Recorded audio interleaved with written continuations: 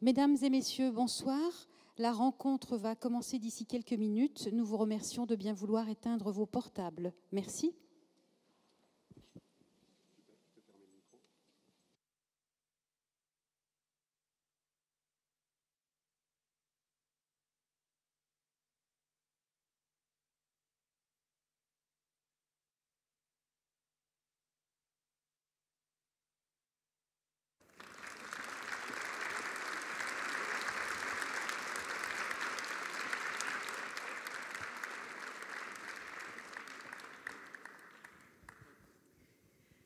Cher Jérôme Garcin, je suis Bonsoir. ravie de vous accueillir à nouveau à Nancy ce soir.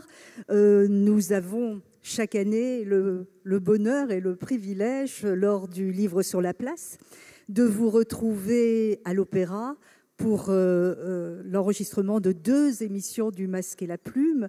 Le Masque et la Plume, émission doyenne non seulement de France Inter, mais de toutes les radios, je crois, puisqu'elle va fêter ses 60 ans. Et vous la produisez et l'animez depuis 25 ans? Depuis 26 ans. Depuis 26 ans. 26 ans. Mais j'y suis rentré comme critique avant de l'animer. Donc, autant vous dire que je suis un très vieil homme du Masque et la Plume. Vous allez nous en dire... Je suis rentré quand c'était François-Régis Bastide qui en était l'animateur. Nous en parlerons justement tout à l'heure. Alors, comme l'on dit, vous êtes une figure incontournable du paysage culturel français, un critique littéraire éminemment respecté. Vous dirigez les pages culturelles de l'Obs, vous en êtes le directeur adjoint de la rédaction. Mais ce soir, c'est d'abord à Jérôme Garcin, écrivain, que je vais m'adresser, et je le fais avec un grand plaisir parce que, autant vous l'avouer tout de suite, depuis votre prix Médicis en 1994 pour Jean Prévost, je suis une de vos fidèles lectrices. J'aime la douceur peu mélancolique de vos livres, la musique de vos mots, votre fidélité à une certaine idée de la littérature et aux écrivains qui la portent, et puis surtout la fragilité du bonheur que rappellent les destins brisés des êtres aimés ou admirés, aimés et admirés aussi, qui composent votre œuvre. Alors, le livre qui nous réunit ce soir est l'un de ceux-là. Le Voyant, qui est paru il y a quelques semaines chez Gallimard, c'est le portrait de Jacques Lucéran, écrivain résistant qui est mort jeune, à 47 ans, en 71, d'un accident de voiture, et que la France et l'histoire ont, semble-t-il, totalement oublié, ce qui, en vous lisant, paraît non seulement incroyable, mais terriblement injuste. Comment vous, Jérôme Garcin, avez-vous découvert Jacques Lucéran ? De la manière la plus simple qui soit, c'est-à-dire que j'ai lu il y a quelques années ce petit livre. Enfin, je dis ce petit livre parce qu'il a été réédité. Et la lumière en fut format, qui était Et la lumière fut de Jacques Lucéran. Je ne savais strictement rien de lui. Et voilà. Et j'ai un double choc à la lecture de Et la lumière fut. D'abord, je comprends que l'auteur était aveugle. Donc, il y a ce sentiment étrange de lire pour la première fois un texte. Ça m'était jamais arrivé, écrit par quelqu'un qui ne voyait pas du tout. On dira peut-être dans quelles circonstances après. Et le second choc, c'est que c'est un livre qui traite en partie de la traversée pendant 15 mois de la déportation du camp de Buchenwald, où Lucéran a été déporté jusqu'à la libération du camp, mais il y a exactement 70 ans, en avril 1945. Et donc je lis ça, et c'est vrai que il y a d'abord un choc littéraire très fort qui tient au fait que, tout bêtement, par exemple, j'essaye, en lisant ce livre, de comprendre comment un homme qui ne voit pas peut faire un tel usage des métaphores et des images. Et il n'y a pas une odeur, il n'y a pas une idée qui ne soit portée par une métaphore, ce qui évidemment me trouble beaucoup, ce qui en fait une lecture pas si éloignée que ça, un peu comme si c'était du braille pour moi. Comme si la prose était en relief. Et puis ensuite, évidemment, je comprends que cette traversée de Buchenwald et fait entrer ce livre vraiment dans ce qu'on peut appeler la littérature concentrationnaire avec ce qu'elle a de plus fort, d'autant que je n'avais encore, là non plus, jamais lu de témoignage d'un aveugle déporté, puisque c'est à peu près les mêmes années et pas très loin de là où était également détenu et déporté Georges Semproud. Donc voilà, donc je lis ça et c'est vrai que, vous savez, c'est l'émotion qu'on a et que j'ai immédiatement traduite en me disant mais qui est cet homme? Et j'ai commencé à me renseigner. Il n'y avait pas grand-chose, paradoxalement, même sur Internet. Il y avait beaucoup d'informations aux États-Unis. C'est là que j'ai découvert que Luce Errand avait une vraie existence outre-Atlantique, mais pas chez nous. J'ai trouvé des extraits dans des manuels scolaires allemands, mais en France, rien. Et c'est vrai que très vite, avec cette bénédiction qui était la rencontre avec la fille de Jacques Lucéran, Claire Lucéran, qui a mis à ma disposition beaucoup de documents inédits, notamment les textes non publiés de Lucéran, mais aussi beaucoup de photos.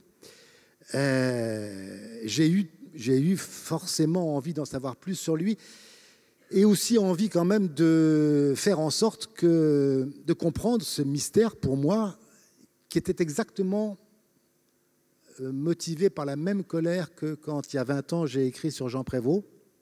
Pourquoi la France est amnésique? Bel écrivain de la NRF qui lui, Jean Prévost, était parti pour le Vercors. Il s'appelait le capitaine Goderville et où il a été tué par les Allemands au moment de la chute du Massif. Bref, quand j'avais écrit ce livre sur Jean Prévost, il n'y avait pas un seul titre de Prévost, pas plus la création chez Stendhal, très grand livre, que son roman Les Frères Bouquincan, pas un seul n'était disponible en librairie. Et c'est vrai que ça m'a mis à cette époque-là dans un état de fureur un peu redoublé par le fait que cette même année où j'ai commencé à écrire sur Jean Prévost, j'avais reçu 3 biographies de Robert Brasillac. Je n'ai rien contre Robert Brasillac, mais 3, il y en avait 2 de trop et toujours rien de Prévost. Ça m'avait un peu... ça avait ajouté à mon envie d'écrire sur Jean Prévost. Et là, il y a la même chose, c'est-à-dire que je me suis dit, il y a Et la lumière fut qui est réédité. Il y a eu un petit livre qui s'appelle Le monde commence aujourd'hui, qui a reparu aussi il y a peut-être 2 ans. Mais pour le reste, rien. C'est-à-dire que même pas une plaque, même pas un souvenir collectif, rien sur Jacques Lucéran. Et vous savez, je suis retombé sur un article de Ouest France, paru en 71, 2 jours après l'accident de la route où a péri Lucéran, donc en 71, vous le rappeliez, Françoise, il avait donc 47 ans. Et l'article était ainsi formulé, c'était sur la nationale, je ne sais plus combien, on périt dans un accident de voiture 2 touristes d'Hawaï. Effectivement, il se trouve qu'à ce moment-là, Lucéran était prof de littérature à l'université de Hawaï. Et je me suis dit, à ce moment-là, en relisant ce petit articulé de Ouest France, on peut avoir été un très jeune résistant, 17 ans, quand il a commencé à l'être. On peut avoir été incarcéré à Fresnes, déporté, revenir de déportation à 20 ans, avoir écrit 2, au moins, grands livres, avoir été un professeur, mais incroyable. Je dis incroyable parce que tous les jours, je reçois des témoignages depuis l'apparition de ce livre de ce qu'il a été aux États-Unis. Un professeur de littérature et de philosophie, mais exceptionnel. Et on a droit en 71 à un entrefilet où on est réduit à touriste d'Hawaï. Et c'est vrai que ça n'explique pas, mais ça montre un peu aussi les raisons pour lesquelles j'avais envie que Lucéran, dont j'ai la conviction qu'il est porteur d'un message vraiment contemporain, revive aujourd'hui à travers un portrait, puisque ce n'est pas un roman, ce n'est surtout pas un roman, mais c'est un récit tout simplement qu'on peut appeler biographique ou pas, mais c'est surtout un exercice d'admiration. Il faut dire que sa vie est plus qu'un roman. Oui. Si j'avais mis roman, on m'aurait pas cru. On aurait dit que c'est trop énorme que j'en rajoutais. Et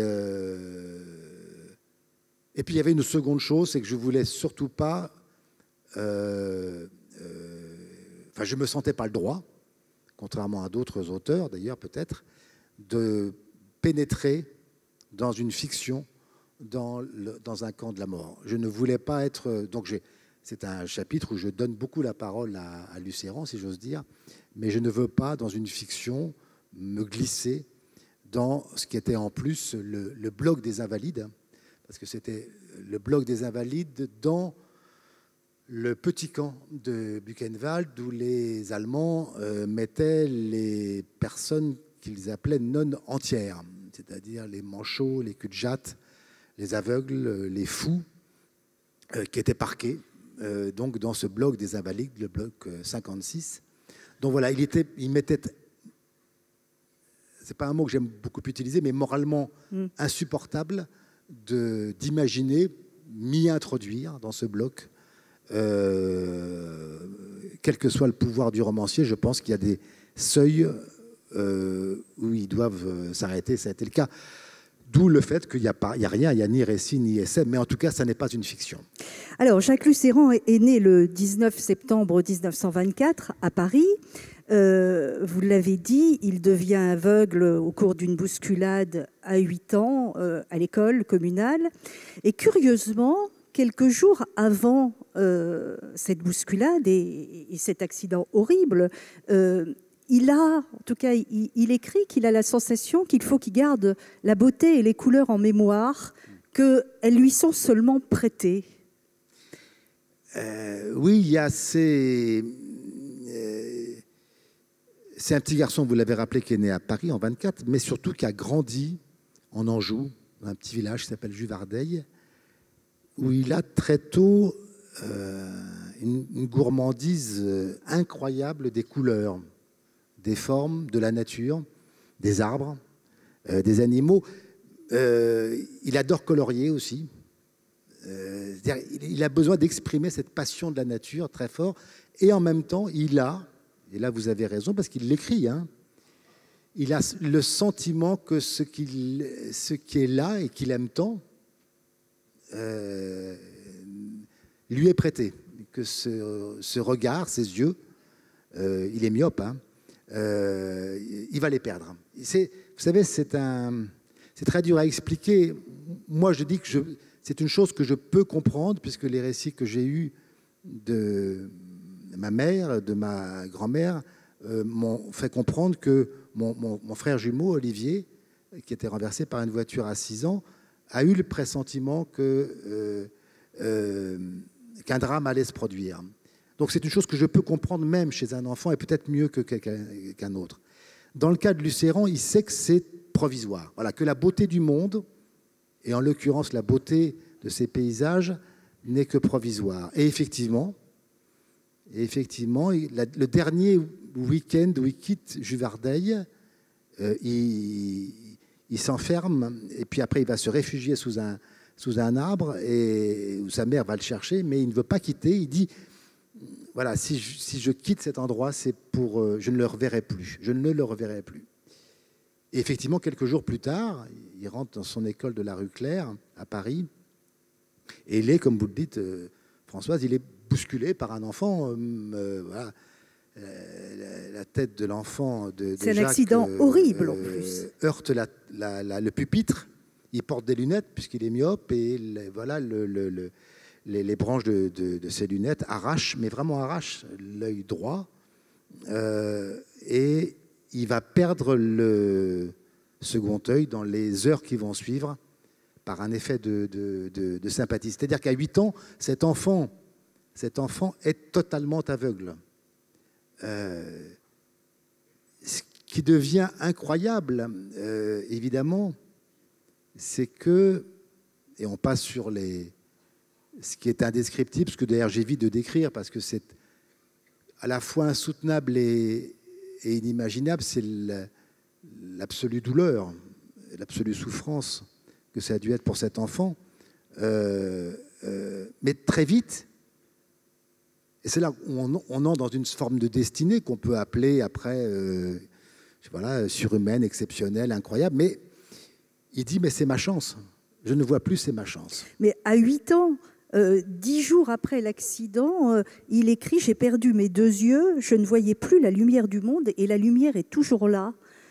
Un enfant de 8 ans qui déjà se dit que la compassion est interdite, que la cécité sera une chance finalement pour lui. Il prononcera même le mot de chance un peu plus tard. C'est presque un mystère, c'est une force incroyable. Mais le destin de Lucéran est fait de multiples mystères que je ne réussis pas non seulement à élucider, mais autour desquels je continue encore aujourd'hui à tourner. C'est-à-dire que je n'ai pas d'explication en dehors évidemment de l'aspect très, très profondément spirituel du destin de ce garçon. Mais il y a une raison quand même objective, c'est que très tôt, ses parents et sa mère le prennent en charge. Il ne va pas suivre le cursus de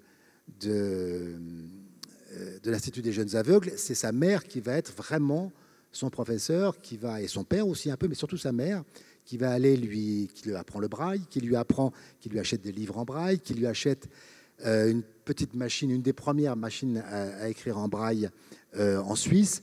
Le père tend des cordes autour des arbres de Juvardeil pour lui réapprendre à apprivoiser l'espace, à s'y mouvoir. Donc il a été incroyablement aidé, accompagné.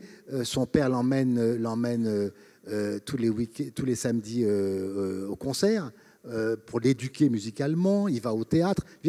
Il a été formidablement aimé, aidé par ses parents. Malgré tout, il y a ce choc que je ne demande qu'à croire, parce que c'est ma conviction que c'est là que s'attache la singularité de Lucéran, c'est qu'il comprend très tôt qu'effectivement, il a perdu le regard que nous avons, enfin, que la plupart d'entre nous ont, mais que pour autant, le monde n'a pas disparu.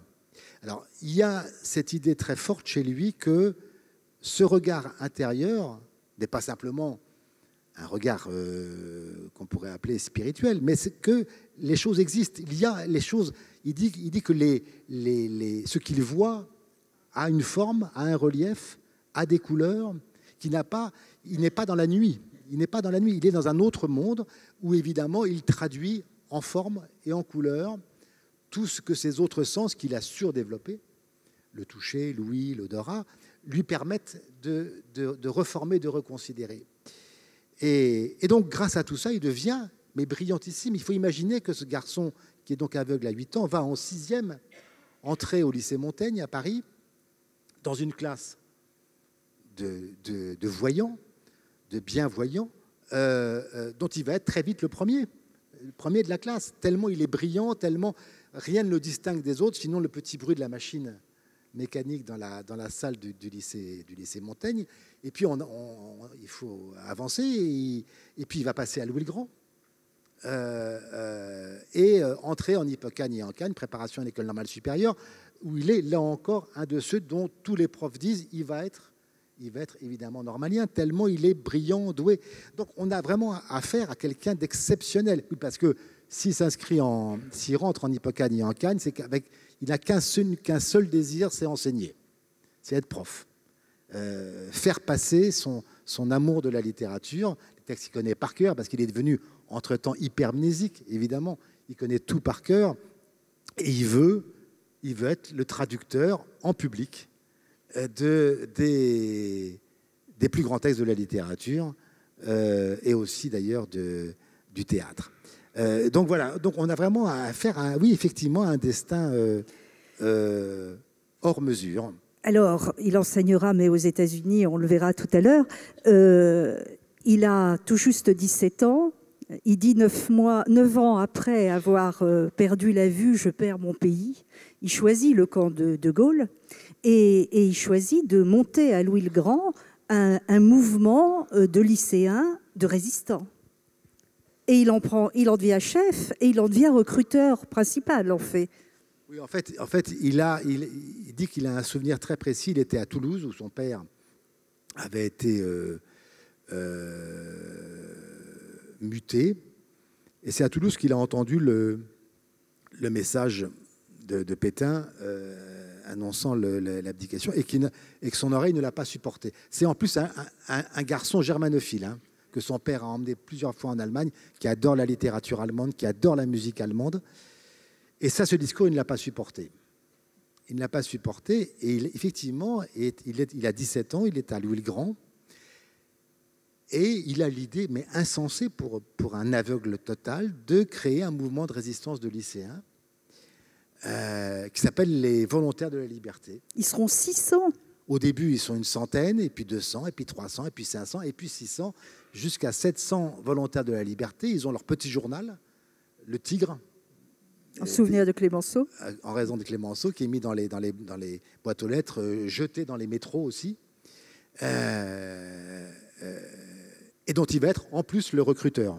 C'est-à-dire que, là encore, il dit « ma chance, c'est d'être aveugle ». C'est-à-dire que la cécité me permet, uniquement à l'écoute d'une voix, de distinguer la fragilité ou la force d'une voix, qui y a derrière cette voix, si c'est un futur loyal ou un futur traître. Et il dit « je ne me trompe jamais » parce que ça, il y a un ton de la voix, il y a un tremblement de la voix, ou au contraire une assurance de la voix, qui sont absolument des... Il se trompera hélas une fois. Eh ben non, c'est ce que j'écris, je me suis trompé moi-même. Il y a une voix qui lui semble bizarre, en tout cas pas convaincante, celle d'un jeune étudiant en médecine, Elio Marongin. Et il dit, malgré ça, je le fais, j'ai quand même choisi de le faire rentrer dans le mouvement, et en fait pas du tout, il était contre. Et c'est Philippe Bianet, le patron de Défense de la France, du réseau Défense de la France, qu'entre-temps le mouvement des Volontaires de la Liberté avait intégré, qui a dit non, il faut faire rentrer Elio Marongin. Et ce garçon va effectivement, cet étudiant, va faire tomber tout le réseau de Défense de la France. Mais avant, il se passe cette chose qui était très importante pour le destin de Lucéran, c'est que, on le disait, il était en Cagne, il préparait l'école normale supérieure, et vient le jour de l'examen, on est en 42, il va donc dans la salle où tous les candidats à Normal Sup sont réunis. Lui est à son pupitre avec sa machine à braille, et au tout début de l'épreuve, au moment où on distribue les épreuves, il y a un apparateur qui vient vers lui et qui lui tend un papier qu'évidemment le pauvre Lucéran ne peut pas voir, sur lequel qui est tout simplement la publication du décret de Vichy, du régime de Vichy, de 42, signé à Belbonnard, qui interdit aux manchots et aux aveugles de se présenter au concours de Normale supérieure.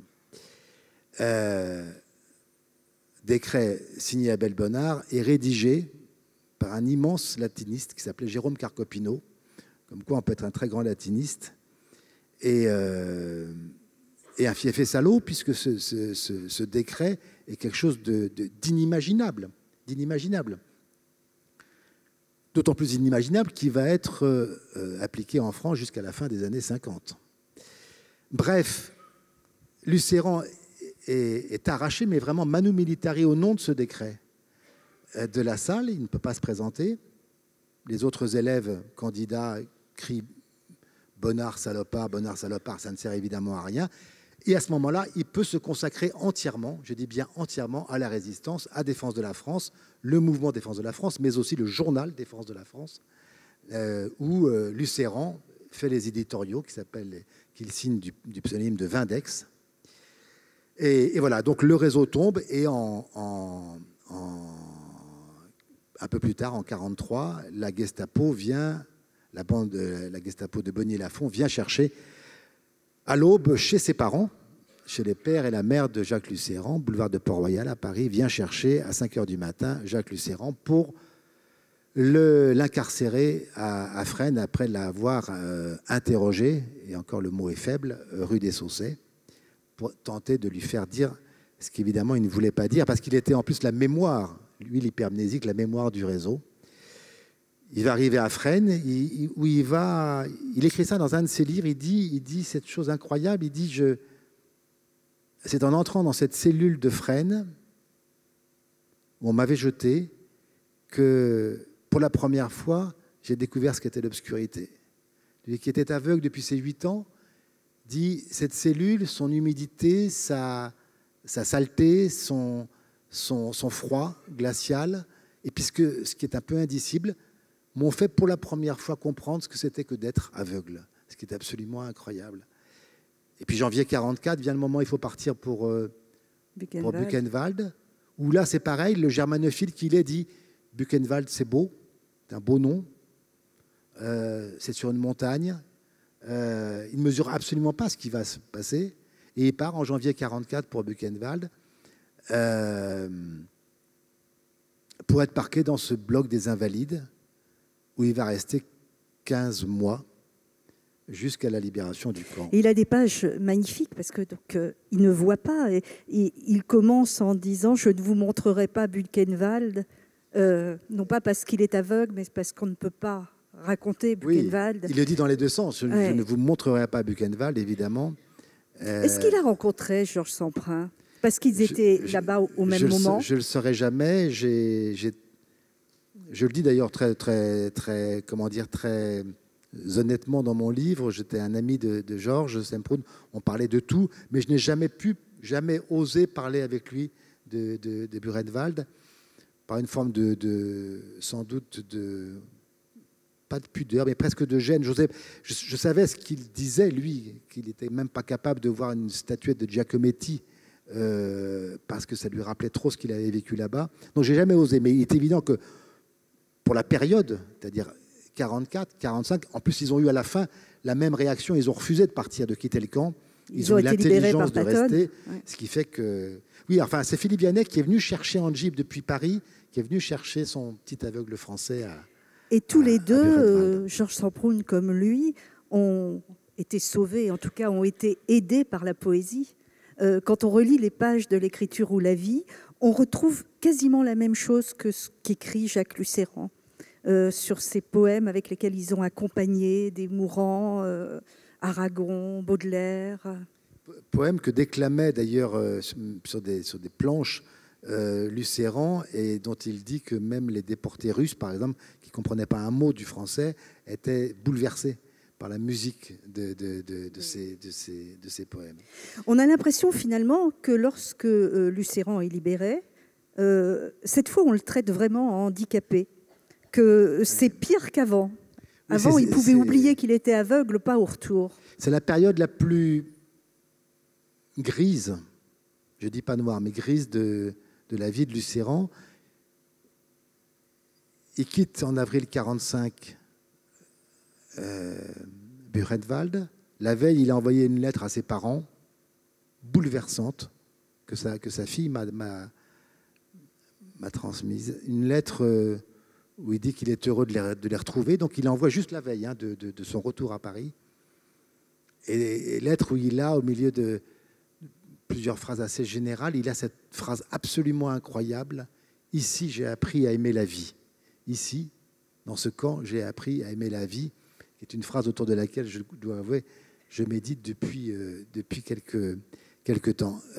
Et puis il rentre effectivement en France, dans son pays libéré, où il n'a pas l'idée de demander quoi que ce soit. Et c'est très important parce que il n'a rien. Il n'aura pas de pension, il n'aura pas de médaille, il n'aura pas d'honneur. Lui, l'ancien, il a 20 ans et des poussières. L'ancien résistant, l'ancien prisonnier de Fresnes, l'ancien déporté de Buchenwald, rentre à Paris libéré, et il n'a rien. Mais quand je dis rien, c'est absolument rien. Et très vite, il va comprendre qu'il y a pire que rien. Il y a l'absolu blocage de son avenir, puisque à ce moment-là, il dit « je vais reprendre mes études et je vais à nouveau me présenter au concours de normale supérieure, puisque je veux être professeur ». Et on continue à lui sortir le décret de Vichy en disant non, vous ne pouvez pas, vous êtes aveugle, vous êtes handicapé. Il dit, jusqu'à maintenant, je n'étais pas handicapé, la preuve, j'étais tellement peu handicapé que j'ai été résistant, que je me suis battu, que j'ai écrit dans les journaux de la résistance, qu'on m'a déporté. Ah non, vous ne pouvez pas, vous pouvez pas. Et donc, il rentre dans une période qui est une vraie dépression qui va durer quelques mois, enfin un peu plus que quelques mois d'ailleurs, qui vont lui faire des choses étranges, comme rejoindre un étrange guérisseur qui s'appelait Saint-Bonnet, un personnage un peu trouble. Que sa femme va épouser d'ailleurs. Oui, qui est un guérisseur un peu anthroposophe, un peu bon, et qui professe vous savez, le bien c'est mieux que le mal, voilà, enfin c'est du sorte de, c'est du Poelo Coelho, mais d'après la guerre. Et lui, évidemment, comme il est très fragile, très, très faible et très dépressif, il rencontre un homme qui lui dit vous avez beaucoup souffert, mais vous allez moins souffrir demain. Vous avez connu la déportation, vous allez maintenant vivre la libération. Enfin, des choses qui, évidemment, que lui, tellement faible, prend au premier degré. Lui, qui est l'intelligence absolue, tombe dans un peu, oui, dans la naïveté de ce guérisseur qui a un fort accent du Midi, qui carbure beaucoup au pastis et qui a eu un pouvoir très grand sur la micro-société culturelle du Paris de l'époque, comme allait l'avoir quelques années après Gurdjieff. C'est ce même pouvoir-là. Et effectivement, à la toute fin, vous avez raison, Saint-Bonnet va devenir le mari de sa première femme, la première femme, Jacqueline Pardon, de Lucéran. Mais en même temps, Lucéran va écrire un livre qui est apparu, qui est introuvable évidemment, qui est apparu dans des maisons d'édition anthroposophes de l'époque, Saint-Bonnet, maître de joie, parce qu'il a le sentiment que, voilà, que Saint-Bonnet lui a redonné le pouvoir de croire en lui. Il n'empêche, l'homme qui décide à ce moment-là de partir pour les États-Unis est un homme à qui on interdit et qu'on empêche d'enseigner en France. Point barre. Et donc il embarque sur un bateau pour aller exercer un métier avec sa deuxième épouse qu'on empêche d'enseigner dans son pays. C'est un homme à femme, Jacques Lucéran. C'est un homme à, oui, c'est un homme à femme. C'est un homme à femme. Il sera toujours très entouré, non, il aura une vie...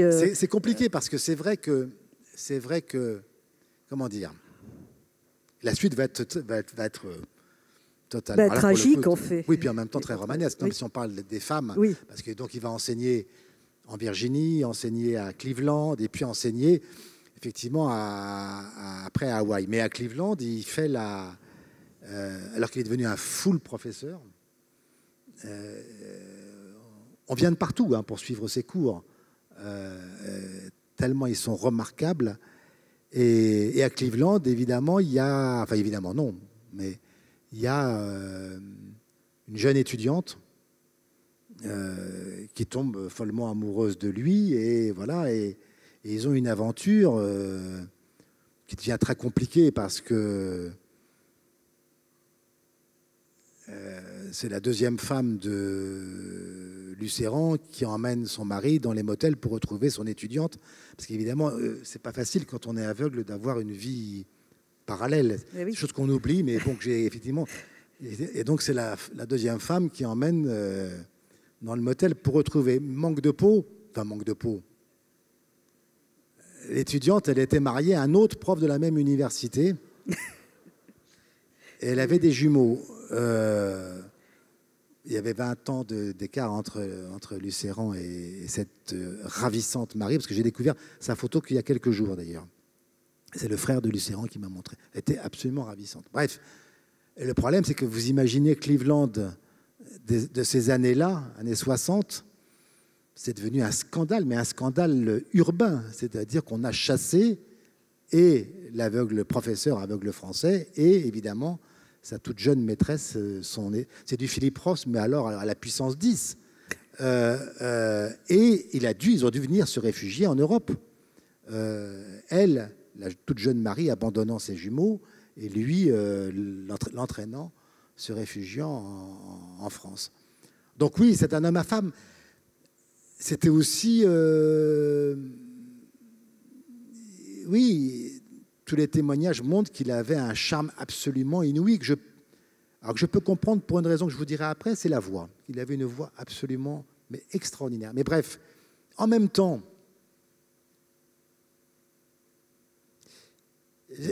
j'ouvre mon livre par des adjectifs qui peuvent laisser à croire que je vais écrire la vie d'un saint. Et c'est évidemment, à mesure que les pages passent et qu'on entre dans cette vie, soit intime, soit personnelle, soit qu'on découvre non, que c'était un homme, effectivement. C'était un homme, il avait les défauts de beaucoup d'hommes, et je dirais Dieu merci. Sinon, ça aurait été épuisant. Je veux dire que la vie de Lucéran, elle est épuisante. Moi, je reçois tous les jours, pour l'instant, depuis quelques semaines et quelques mois, des messages, des lettres, des mails d'aveugles qui me disent c'est trop. Je veux dire que cet homme, dans le moindre drame, dans la moindre tragédie personnelle, devient une chance, voire un privilège, c'est presque trop. Donc je suis aussi content qu'il ait ces... Vous voyez, je pointe du doigt une chose qui elle me révolte pas, parce qu'il ne faut pas aller si loin, mais elle choque, pour le coup, l'homme privé que je suis, c'est-à-dire le fait que dans tous les livres qu'il a écrits, dont 80% n'ont jamais été publiés, refusés par les éditeurs, mais que j'ai pu lire grâce à la fille de Lucéran, dans tous ces livres, je vois mentionner, glorifier son père, sa mère, ses grands-parents, son frère spirituel de déportation, qui était Jean Beignet, qui est mort à l'entrée du camp, ses camarades de Louis le Grand, ses camarades de tragédie, c'est-à-dire du camp. Mais il n'y a pas une page, il n'y a pas un paragraphe, il n'y a pas une ligne où il ne fait que mentionner, où il mentionnerait ses 3 enfants qu'il a eu de Jacqueline Pardon, le garçon qu'il a eu de sa 2e femme. Rien. Et quand il est parti pour les États-Unis avec sa 2e femme et son tout jeune enfant, eh ben, il laissait ici 3 enfants sans se retourner. Donc ça, ce sont des failles pour moi évidemment très, très graves, mais en même temps, c'est peut-être affreux ce que je vais dire, mais ça me rassure aussi. Ça ne retire rien à l'exemplarité, là, je suis très précis, du parcours et du destin de Lucéran, mais ça montre que, quel que soit son degré de force, mais décuplé par la vie, il y avait quand même des faiblesses. Voilà, c'est une réponse un peu longue à votre question sur les femmes, mais malgré tout, c'est vrai qu'il a, cela dit, dans certains textes, voilà, magnifiquement parlé de ce qu'était l'amour physique et la sexualité, et en disant qu'évidemment, là encore, une fois de plus, la cécité lui donnait des privilèges particuliers. Alors, il y a évidemment une injustice du pays par rapport aux résistants qu'il a été. Est-ce qu'il y a une injustice littéraire pour vous, et finalement, là, c'est peut-être aux critiques littéraires que je m'adresse, à ne pas avoir publié ces livres? Est-ce que ce sont des bons livres? Alors, c'est très compliqué. Là, votre question est très juste, parce que dans le cas de Prévost, j'ai répondu à l'époque, je réponds que la trentaine de livres de Prévost ne méritaient pas l'oubli dans lesquels on les a jetés. Dieu merci, depuis, ils ont été réédités. Dans le cas de Lucéran, c'est plus compliqué. Il y a, pour moi, un authentique très grand livre qui est La lumière fut. qui est dans le registre à la fois de l'autobiographie et de la littérature concentrationnaire. C'est un très grand livre. Il y a ce livre, Le monde commence aujourd'hui, qui est un très beau livre aussi, qui montre bien ce qu'a été la renaissance au sens propre du terme de Lucéran aux États-Unis. Enfin, je peux renaître, avoir une nouvelle vie, enseigner. C'est aussi un beau livre. Dans les romans, les pièces de théâtre, les contes, les nouvelles que j'ai lues, voire les hagiographies comme Le Maître de joie Saint-Bonnet, il y a des textes un peu inégaux. Si vous voulez, je ne comprends pas toujours les raisons qu'avaient les éditeurs de les refuser. La raison principale invoquée était à l'époque, dans les années 60, c'était « on veut bien de vos témoignages de déportation, mais on ne veut pas de vos œuvres de fiction, en gros. » Bon. Oui, c'était le rescapé qui intéressait. C'était le rescapé qui intéressait, si j'ose dire. Ouais. Mais malgré tout, il y a parfois, dans les autres textes que j'ai lus, non publiés, il y a, comment dire, il y a des abus. Voilà, il y a des abus de métaphores. C'est quelqu'un qui, pour le coup, ne se voyait pas écrire. Et en même temps, qui écrivait à la machine et pas une machine mécanique. En braille. Après, il s'est mis à une machine mécanique. C'est un vrai tour de force, de mécanique. Fermer les yeux, de se concentrer pour on écrire. On lui lisait, bien sûr, après le texte. Et donc, c'est inégal. Il y a des textes parfois trop chargés d'images, de métaphores, aussi de spiritualité, parfois trop de spirituel tue le spirituel. Et puis, il y a des moments de grâce absolue. Donc, c'est compliqué de répondre aussi clairement à votre question.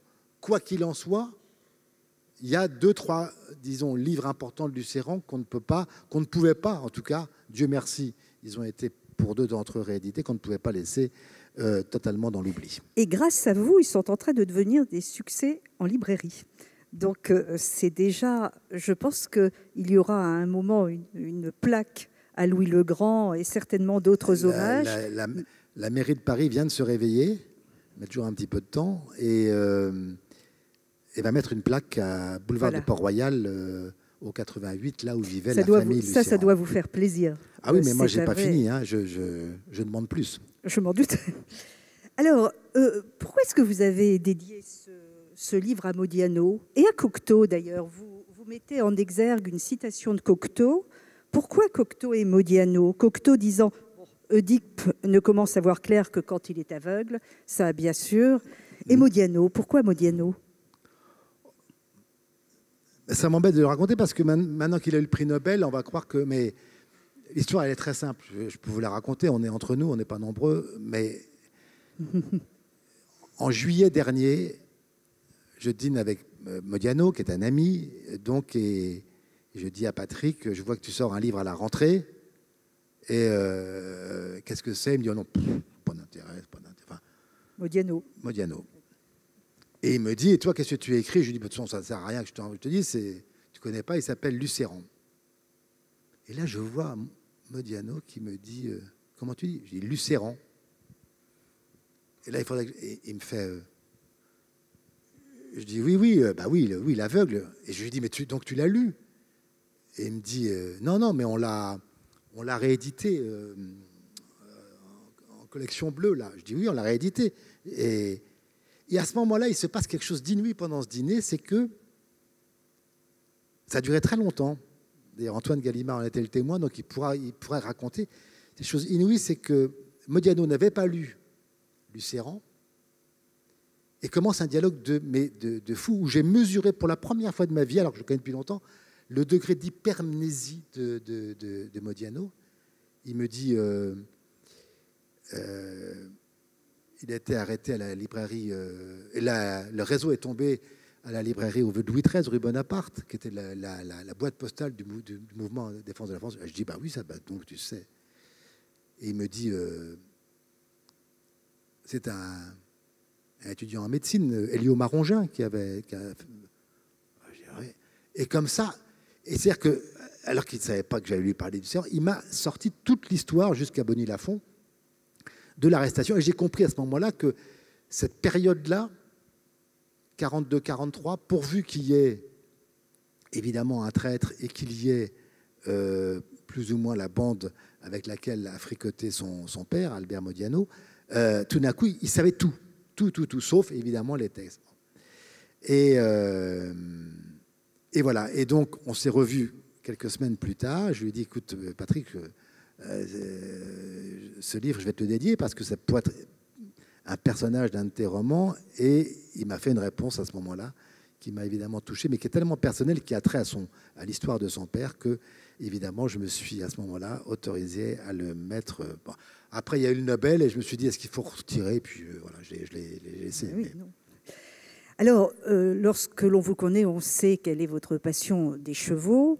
On sait aussi que votre père est mort d'une chute de cheval, et c'est le titre d'un de vos premiers livres.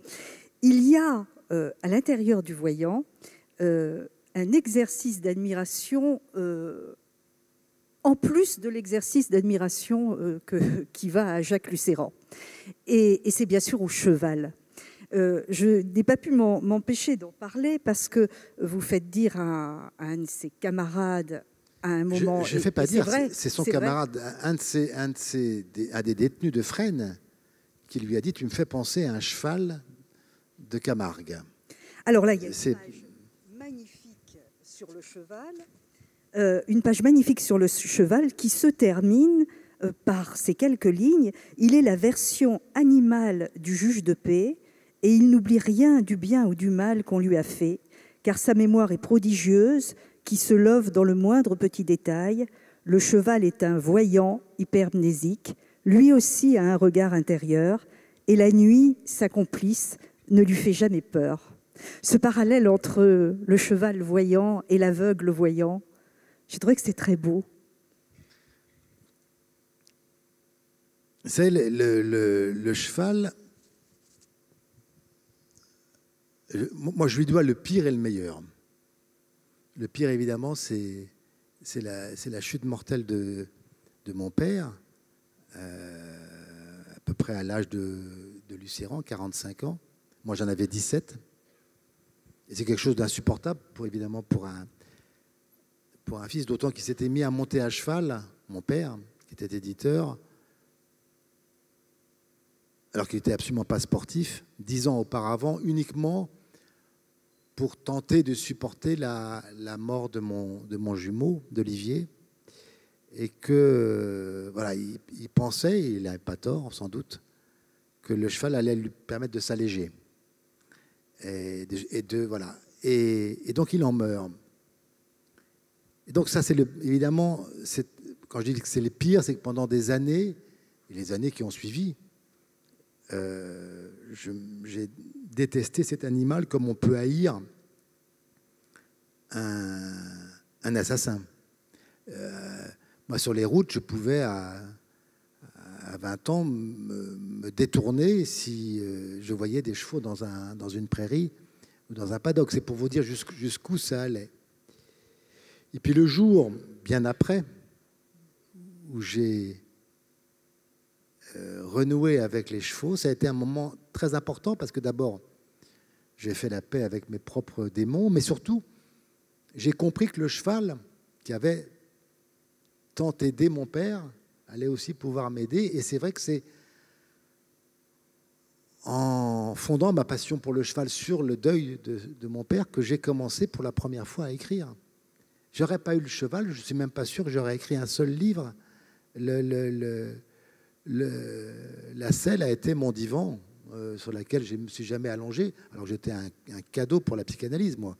Perdre son jumeau sous ses yeux, son double sous ses yeux, et son père 10 ans après, j'étais l'enfant parfait pour Dolto. Ben non, j'ai pas eu de psy, mais en revanche, la selle du cheval est devenue, et le dos du cheval, à qui je me suis mis à confier tout ce que j'avais toute ma vie gardé pour moi sans oser le raconter, m'a autorisé un jour, de manière assez mystérieuse, à tout dire.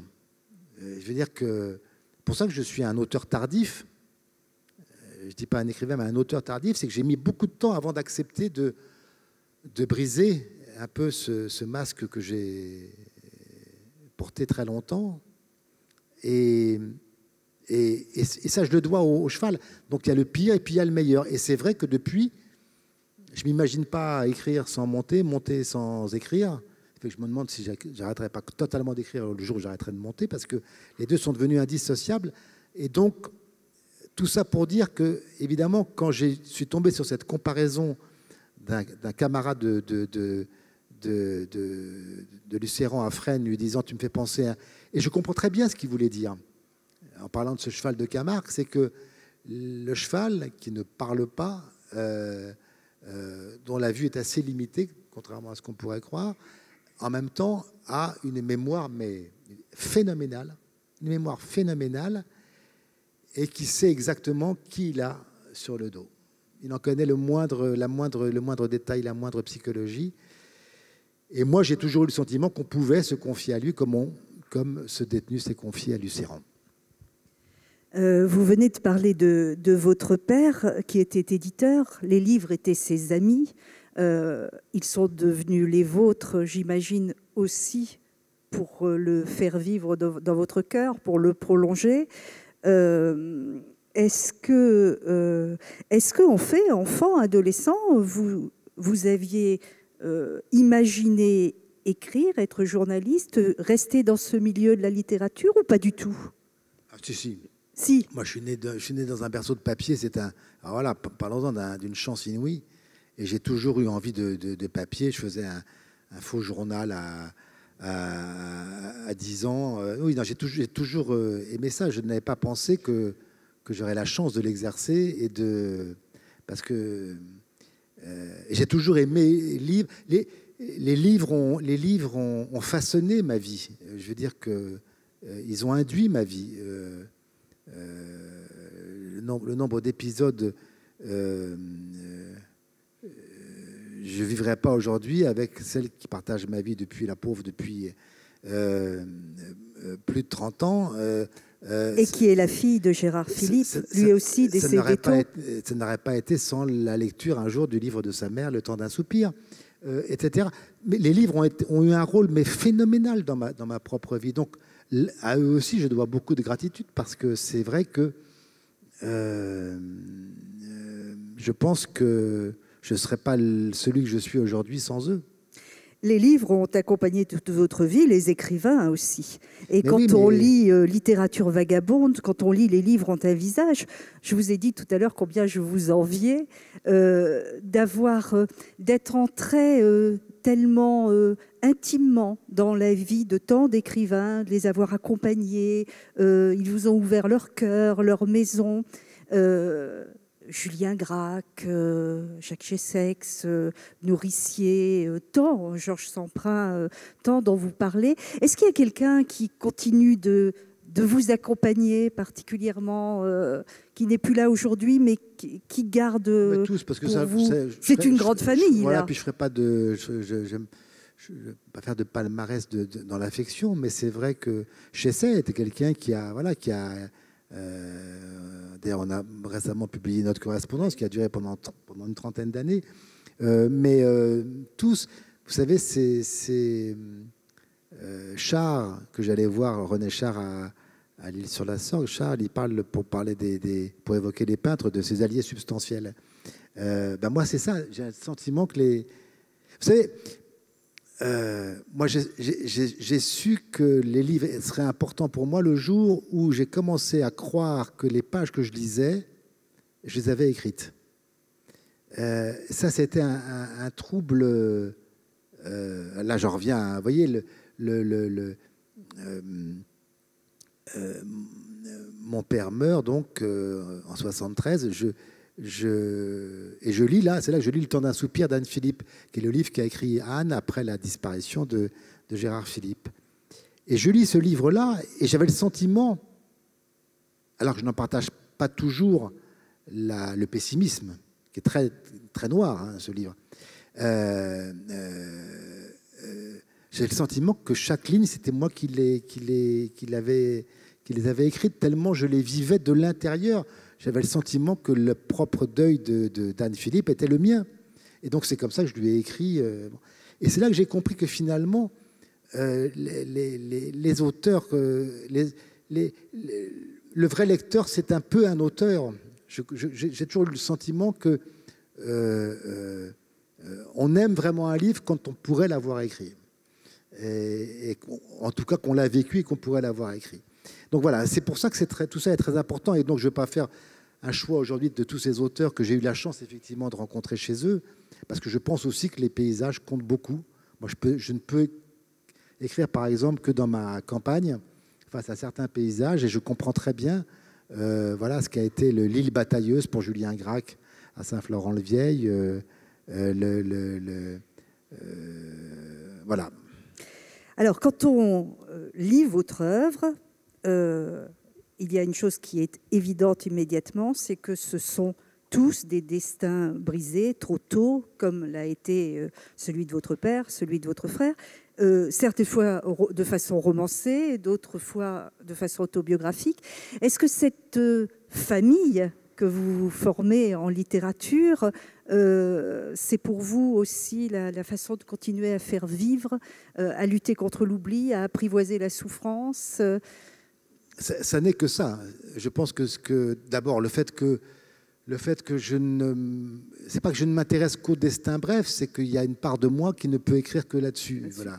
Je ne suis pas capable de faire vieillir les personnages réels ou imaginaires, d'ailleurs.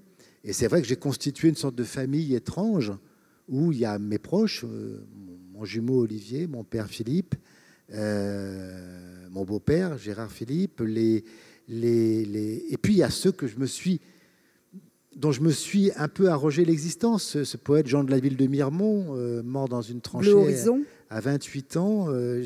J'ai trouvé le poète d'Horizon chimérique, son histoire absolument bouleversante. Je l'ai fait rentrer dans ma famille. Hérault de Seychelles, révolutionnaire paradoxal et co-auteur de la Constitution, est un homme guillotiné à 30 ans et des poussières. Je le fais rentrer dans ma famille. Jean Prévost, n'en parlons pas, etc. Je pense que c'est une manière pour moi d'abord de continuer à exprimer cette idée toute simple, c'est que l'oubli est insupportable. Enfin, en tout cas, il m'est insupportable. Je n'ai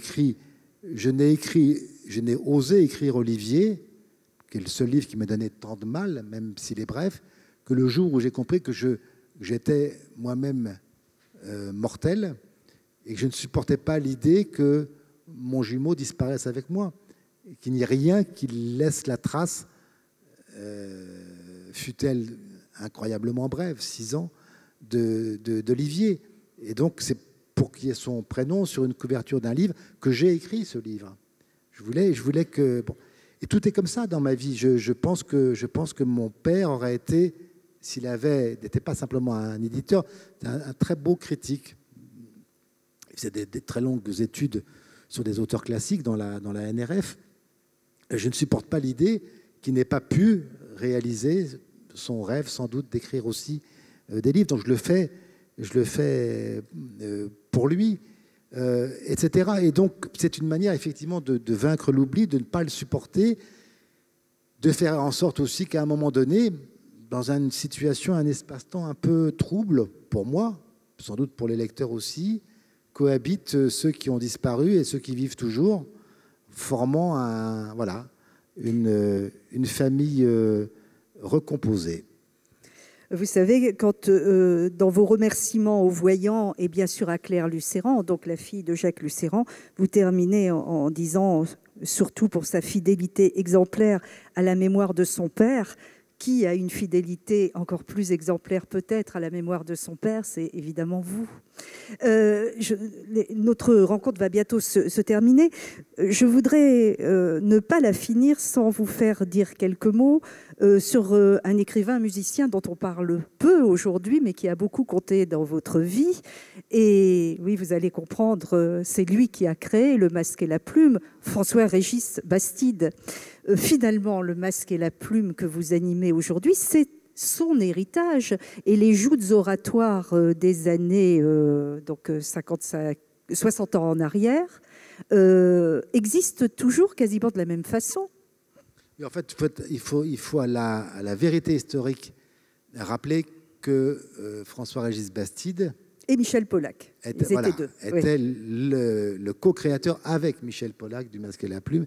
C'était une idée absolument géniale d'un poète qui s'appelait Jean Tardieu, qui dirigeait les programmes de la radio à l'époque. On voit que les temps ont changé. Non mais c'est vrai, vous imaginez un grand poète à la tête des programmes de Radio France aujourd'hui? Voulez-vous nous parler un peu de Radio France? Et donc Jean Tardieu, poète, responsable des programmes, c'était pas, il faut dire, c'était pas Radio France. Ça s'appelait le Club d'essai de la RTF. Tout un programme. Parce que nous on a existé avant Radio France, et avant la Maison de la Radio. Bref, et Tardieu dit, je vais marier deux personnes qui ont tout pour ne pas s'entendre, c'est-à-dire François-Régis Bastide, l'élégant Bastide, le mélomane, enfin non, le musicien Bastide d'ailleurs, le biarro Bastide, qui animait une émission consacrée au livre, et puis Michel Pollack, déjà assez trublion, qui animait, toujours dans ce club d'essai, une émission consacrée au théâtre. Il les a mariés, contre leur gré, il faut dire la vérité. Et voilà, le masque, c'était évidemment le théâtre, la plume, c'était les livres. Et c'est comme ça qu'est né en 1955, à peine diffusé, je crois que le club d'essai ne diffusait pas au-delà des périphériques, à Paris, c'est pour vous dire, ce qui a été donc le masque et la plume. Ça durait 2 heures, c'était enregistré au théâtre Récamier. Et voilà, et 60 ans plus tard, les choses ont un peu changé. Hein. Ça ne dure plus 2 heures, c'est plus dans un théâtre, il n'y a plus d'intermèdes musicaux. Et surtout Mais c'est toujours spontané et... La formule n'a pas changé. Ce qui est incroyable, c'est que l'émission est perdurée 60 ans après, avec encore plus de succès chaque année et d'auditeurs, alors que la formule n'a... Oui, j'aurais pu, par exemple, changer le générique du Plus belle lurette, que de garder Mendelssohn, roman sans parole, même joué par Barenboim. Bon, normalement, la logique voudrait que je mette un peu de Daft Punk ou un peu de ben non, j'ai gardé ça. Finalement, il y a quelque chose qui est assez rassurant, puisque vous parliez, Françoise, de fidélité, c'est que finalement, je me rends compte que les gens et les auditeurs, ils veulent aussi qu'on soit fidèle à des émissions dont, d'ailleurs, on a hérité. Il y aura quelqu'un après moi, il y a eu quelqu'un avant. Je pense que l'important, c'est que ça passe, mais que ça soit fidèle aux engagements initiaux du masque et la plume. Et c'est vrai qu'en ce sens, je trouve que c'est bien qu'il y ait des... Il faut des émissions nouvelles, il faut des génériques nouveaux, il faut des jingles, il faut tout ce qu'on veut. Mais en même temps, quand une émission est rentrée un peu dans l'histoire de ce pays, au sens où, vous savez, Barthes faisait rentrer par mythologie des morceaux de ce pays, je pense que le masque, il appartient aujourd'hui aux Français. Et d'une certaine manière, il ne faut pas en briser le principe, en briser la forme, et notamment garder ce libre parler qui insupporte, ce que je comprends très bien, les victimes, mais qui en même temps plaît beaucoup aux Vous êtes conscient que pendant auditeurs. le livre sur la place, il y a des écrivains qui se détournent pour ne pas vous serrer la main? Mais vous savez, toute l'année, les gens se détournent de moi, donc je connais le truc par cœur. Je suis considéré comme le diable. Donc oui, je sais bien, au livre sur la place, ils se demandent toujours quel livre je vais inscrire, donc quelles vont être les victimes. Mais ça, j'y peux rien. Et moi, ça m'arrive que la semaine qui précède le salon, des écrivains me disent « Est-ce que vous savez si, alors qu'on est là, on va se faire étriller ?» Mais moi, je peux ne plus venir, mais en même temps, je trouve que ça serait si, dommage. si. Parce que... Oh là là. Mais non, mais je trouve que là, c'est pareil. Je pense que Mais c'est le jeu, c'est au contraire formidable. Je pense que voilà, il y a rien de pire. Je pense, voilà. Là, je parle au sens large, hein, de cinéma, de théâtre, de livres. Je pense qu'il n'y a rien de pire que ce qui ne fait pas débat. Je pense que la chance de la culture, c'est qu'elle fasse débat, qu'elle crée des polémiques. On peut être en désaccord, et Dieu merci, je le suis moi-même, je peux vous dire, très souvent avec les critiques de l'émission. Mais c'est ce débat qui produit, bien sûr, du débat, qui produit de la lecture, qui produit du spectacle. Les gens veulent aller voir des films, même quand on en a dit du mal, Dieu merci.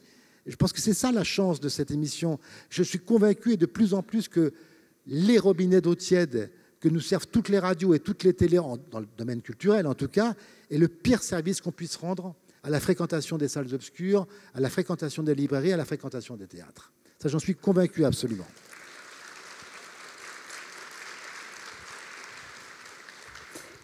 C'est une belle conclusion. Alors évidemment, nous comptons sur vous en septembre au Livre sur la place. J'espère que la grève sera finie. Je ne peux rien, là, vu comme c'est parti, je ne peux rien vous prédire. Non, mais je rigole pas en plus. Hein. J'avoue qu'on est tous inquiets. J'avoue qu'on est tous inquiets, mais bon, soyons optimistes. Mathieu Gallet a eu cette phrase très, très trouble il y a quelques jours, c'est si ça continue, on ne passera pas l'été. Donc, je ne sais pas s'il pensait à lui ou à nous. En attendant, si vous êtes là comme nous l'espérons, nous commencerons à fêter à Nancy les 60 ans du Masque et la Plume. Une dernière question avant de terminer. Comme c'est la tradition dans cette rencontre, et comme c'est l'Académie Goncourt qui parraine le Livre sur la place encore plus, avant de vous poser les questions du questionnaire de pivot, je ne vais pas vous demander quel conseil de lecture vous nous donneriez aujourd'hui, mais parmi tous ces auteurs oubliés, tous ces livres justement que vous avez écrits sur ces destins sur lesquels il faut qu'il y ait une réparation. Est-ce qu'il y a un livre que vous nous conseilleriez? Alors, pas Et la lumière fut, parce que vos lecteurs vont aller l'acheter aussi. Mais est-ce que... En général? Oui, voilà. Est-ce qu'il y a un livre oublié, que ce soit parmi les personnalités, hein, François-Régis Bastide... ça, je peux vous dire que ce n'est pas préparé, mais il y a un petit livre d'une simplicité mais biblique qui s'appelle Élisa, qui a paru il y a quelques années, écrit par un homme qui était alors très âgé, qui est mort depuis, qui s'appelait Jacques Chauviré, qui était médecin à Neuville-sur-Saône. Et ce petit livre avait paru aux éditions Le Temps qu'il fait. Donc vous voyez, c'est tout petit éditeur dont l'éditeur d'ailleurs vient de mourir. Jacques Chauviré, c'est d'une simplicité, je le disais, biblique. C'est l'histoire simplement d'un garçon qui était dans un milieu plutôt modeste, qui est tombé amoureux de sa nounou sur les bords de Saône au moment de la Première Guerre mondiale. C'est une leçon de simplicité et de pureté de la prose absolument inouïe. Donc si on peut trouver ce livre, je pense qu'il doit exister encore. Mais voilà.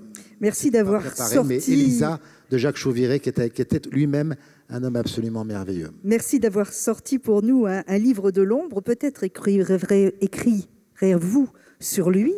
Alors, avant de vous soumettre à ce fameux questionnaire, 3 petites infos. D'abord pour dire qu'une autre figure de France Inter, Paula Jacques, publie un livre, très joli roman, Au moins il ne pleut pas, et que le mercredi 3 juin, à 17h45 aussi, elle sera dans les salons de l'Hôtel de Ville, en entrée libre. C'est celle qui est sa chroniqueuse littéraire et que j'ai la chance d'avoir comme adjointe Marie-Madeleine Rigopoulos, qui l'interviewera, donc mercredi 3 juin. Notre prochaine rencontre, c'est le 9 juin, et je recevrai Douglas Kennedy. Et puis, allez dès demain dans les Galeries Poirel. Il y a une très belle exposition, une collection d'art graphique contemporain à découvrir. Donc, ne la manquez pas. Elle est là jusqu'à début septembre. Et Jérôme Garcin, quel est votre mot préféré? Vous venez de le citer, fidélité. Et celui que vous détestez? Trahison. Quel est le son, le bruit que vous aimez? Le son, le bruit que vous aimez? Le son, les voix de haute contre ou contre-ténor. Et le son, le bruit que vous détestez? Alors, disons, le son que je ne supporte pas, c'est les pleurs d'un enfant. Je vous vois mal répondre à cette question, mais je vous la pose quand même. Votre juron, gros mot ou blasphème favori? J'en ai plusieurs, mais c'est toujours... Moi, je cumule. En général, c'est putain de bordel de chiasse, de merde. Ah, quand même. Ah oui. Ah bon, mais il faut que je les ajoute. Oui. Un seul, ça ne me suffit pas. Donc j'ai toujours... alors ça peut être aussi bordel de chiasse, de putain de merde, mais je trouve que c'est l'ensemble qui fait bloc. C'est plus percutant. Je sais pas, non, mais c'est comme ça. J'imagine que nous connaissons la réponse à la plante, l'arbre ou l'animal dans lequel vous aimeriez être incarné. Non, vous croyez connaître ma réponse? J'aurais dit le cheval, mais... Non, parce que j'ai pas envie d'être en dessous de n'importe quel imbécile. Ah, effectivement. Je veux bien être dessus, mais pas dessous. Le peuplier. Ah oui. Le peuplier, qui est l'arbre le plus musical pour moi, celui que je préfère. C'est un arbre qui chante. J'adore la musique, le frissonnement des peupliers. Dernière question, et je vous laisse aller dédicacer. Si Dieu existe, qu'aimeriez-vous, après votre mort, l'entendre vous dire?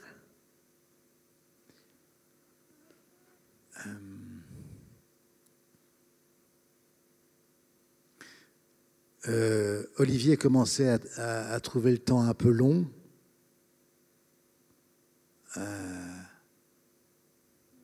Tu peux aller le rejoindre, mais ne faites pas les zouaves.